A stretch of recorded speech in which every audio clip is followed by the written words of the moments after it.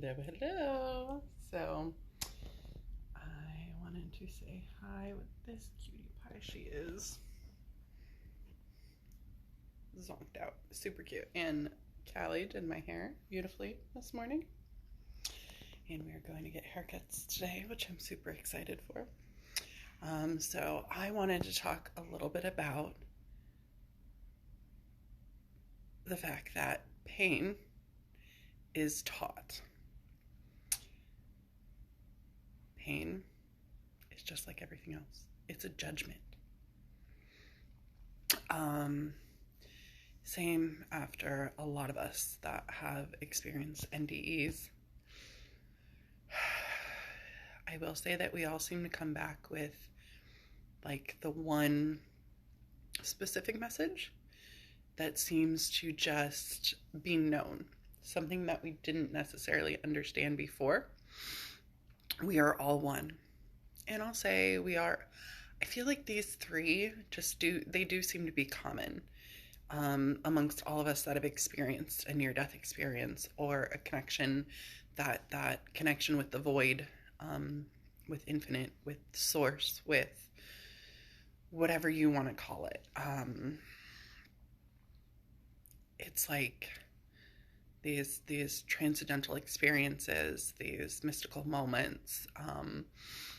Not all of them, but especially like with the NDEs, we all seem to come back with these same messages, and I didn't even really put that together, that these were things that I had come back with, until I was doing a past life regression with Julia Conrad from Halos, who I rented space from for, was it 2.5 years?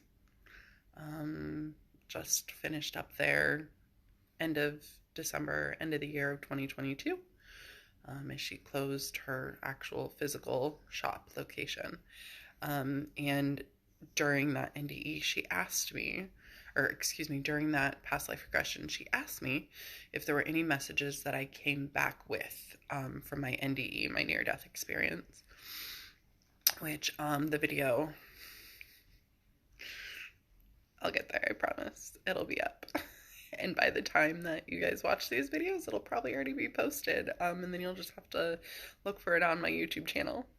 The moment itself where I pass and come back is actually on there. And I think I'm the only person that I know of, that has their actual physical passing moment on video. You see the moment where I pass away and the screen goes black, and then it's all in the video, and it's like my death caught on camera. You see the moment I come back, which was a separate video, but I linked them all together. And then you see that moment a little bit later in the night, that I get the knowing. And I think it was because I finally let go of that ego, when I transitioned on, that I got the knowing that I needed to release and let go of my breast implants.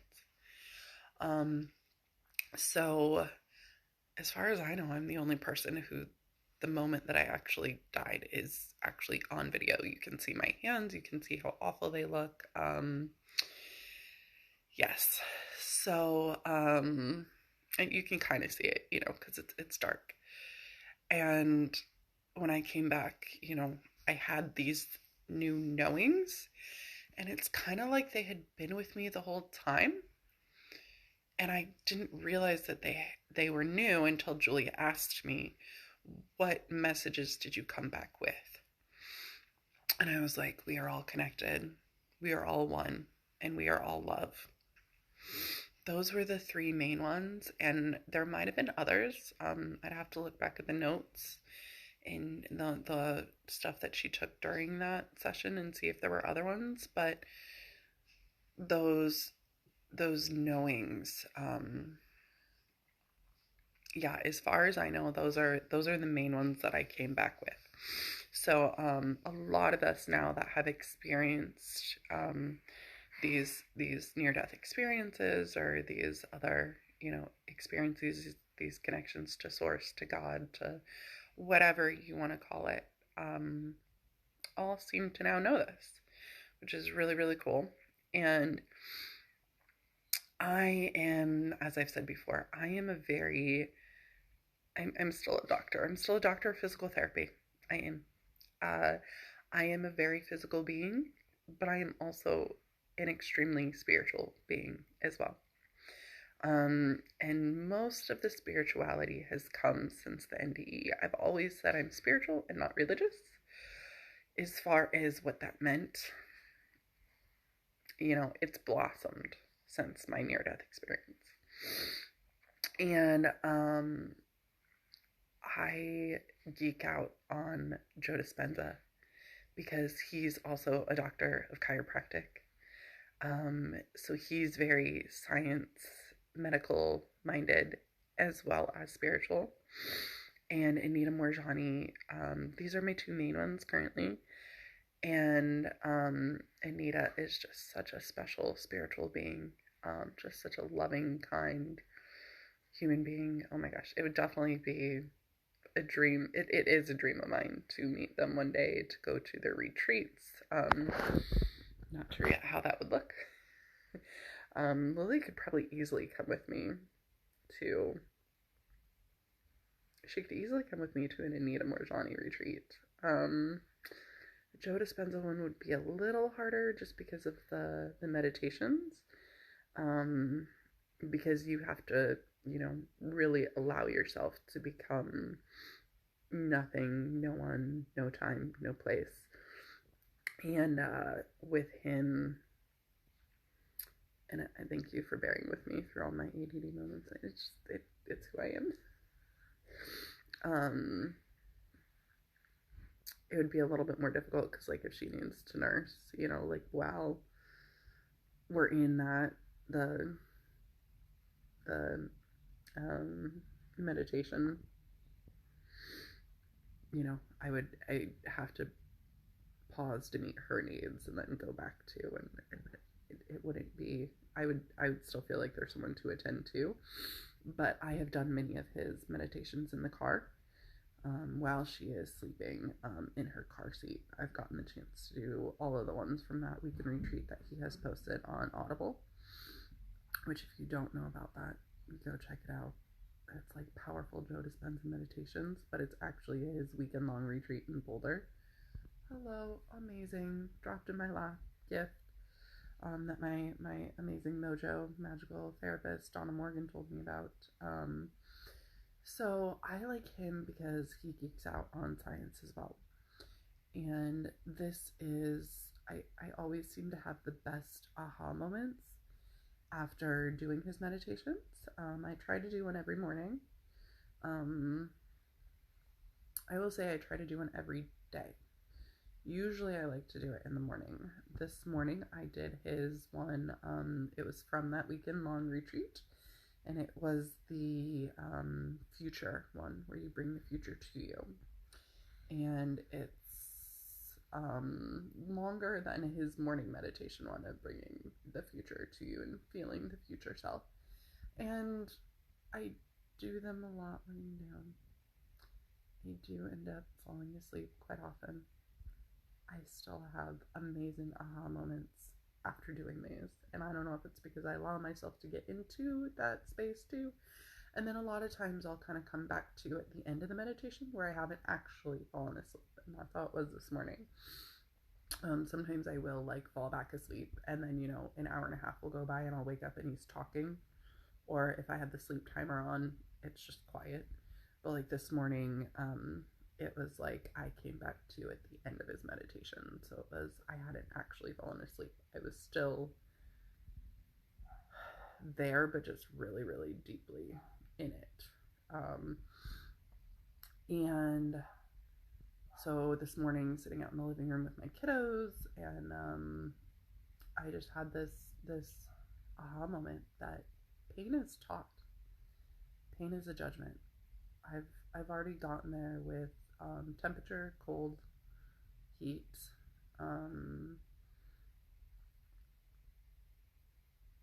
Pain is a judgment. pain is taught. We know time is taught. For those of you that are there on board with me, temperature is taught. Hot, cold. I'll do another video on that one. For those of you that are wanting to learn more about it. But pain is taught. And we know that a lot of people out there, like that Lewis, that does the videos with, he does a lot of interviews, the football player with Joe Dispenza and a lot of other people, and he talks about how in his, quote, religion growing up, they are taught that there is no such thing as pain, that pain cannot be inflicted on their physical body. And relates that to Joe Dispenza, and I've gotten there over time, but it just finally clicked this morning. I guess the science behind it and how it works. So, example, I experience eczema, psoriasis. That is, so I have a little bit here, if you can see it, kind of like rashy. And then a little bit here. Yeah, you can see that one a little better.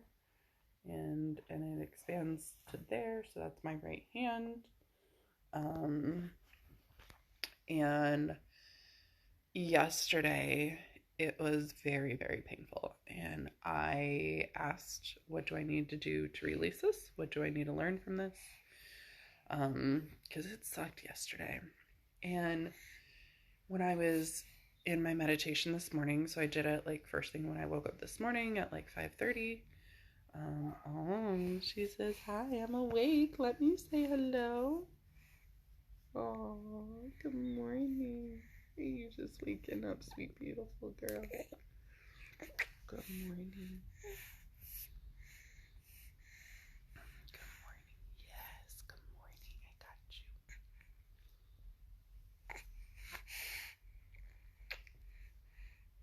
And this is something that I'd kind of noticed before, but not really understood the science behind it. I'm sorry about that. I forgot to put that on silent before starting.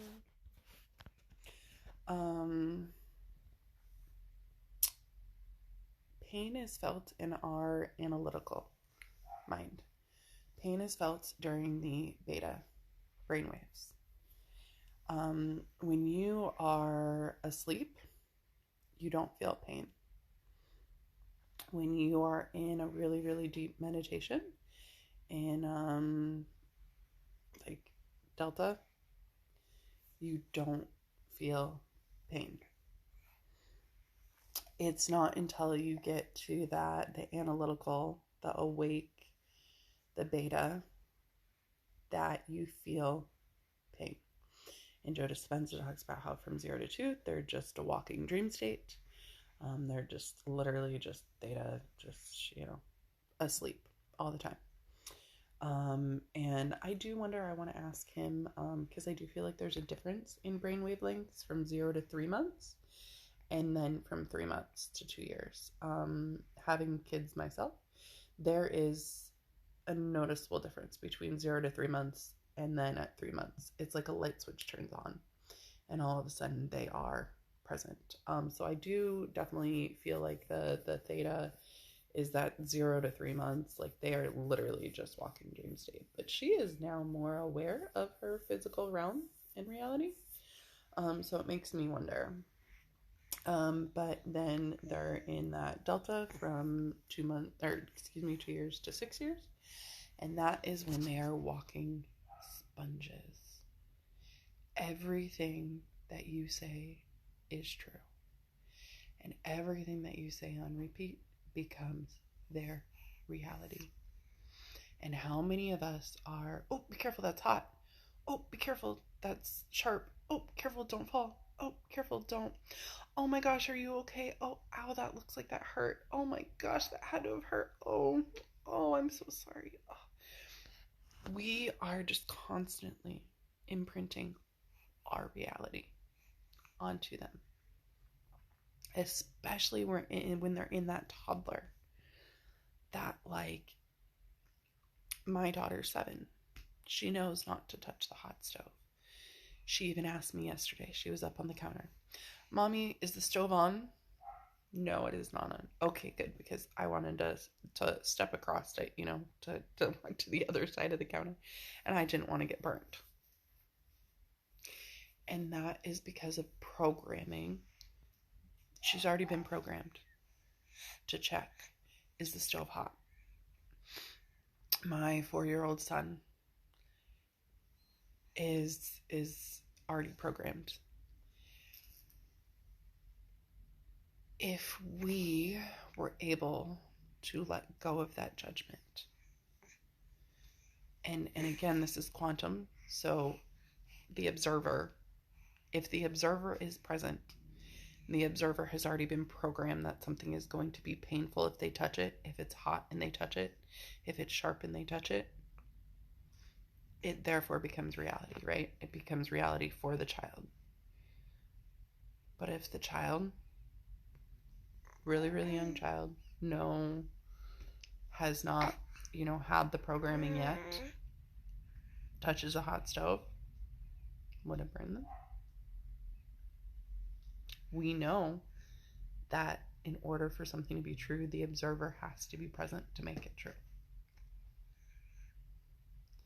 So therefore, these minds, if we just sat back and observed, and even then just kind of sat back and let them, because if I'm present and she touches a hot stove, I've already been programmed that by touching a hot stove, you get burnt.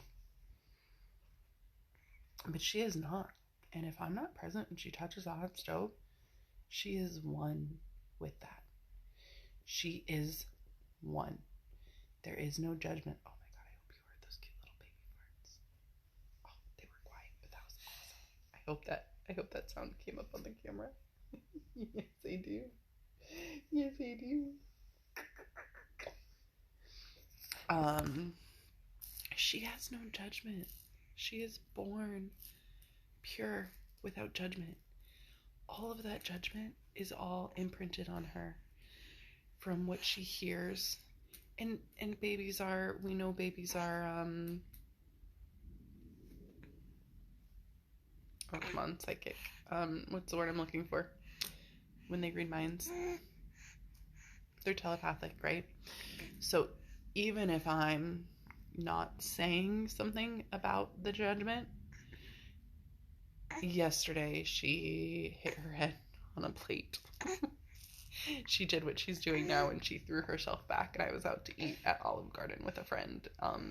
We were out to eat with our daughters, and Lily threw her head back and hit her head on a plate, and we both kind of like and paused and waited, but we had already reacted, right? We both did, and in our brain we're both like, oh God, did that hurt? Like, oh gosh. Because we've already been trained that hitting our head on a plate is going to hurt. Now, if we wouldn't have been present and she would have done that, nothing would have happened, right? Because she has no judgment. She feels no pain. And maybe, already by 4 months, the idea of something being painful is already being trained into her. She is already reacting to our reaction.